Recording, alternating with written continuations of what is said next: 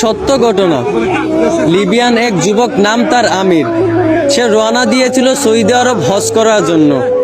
এয়ারপোর্টে পৌঁছানো মাত্রই তার নামে একটা সমস্যা হয়েছিল, আর এই সমস্যাটা সমাধান করতে করতে প্লেনের দরজাটা বন্ধ করে দেওয়া হয়েছিল। পাইলটকে অনেক রিকোয়েস্ট করা হয়েছিল যে দরজাটা খোলার জন্য, কিন্তু পাইলট দরজা খোলার অনুমতি দিলেন না। অবশেষে আমিরকে রেখেই প্লেন উড়াল দিল। সবাই তখন আমিরকে সান্ত্বনা দিতে লাগলো যে হতাশ হয় না, হয়তো তোমার ভাগ্যে নাই। আমির তখন বলল, আমি হতাশ হই নাই, আমি মন থেকে খাঁটি নিয়ত করেছি, অবশ্যই আল্লাহ আমার এই আশা পূরণ করবেন। কিছুক্ষণ পর খবর আসলো যে প্লেনে একটা সমস্যা হয়েছে। আবারও প্লেনটা এয়ারপোর্টে ফিরে আসলো।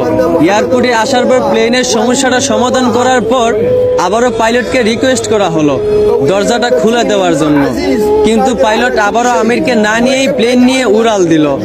আবারও সবাই আমিরকে সান্ত্বনা দিতে লাগলো যে হতাশ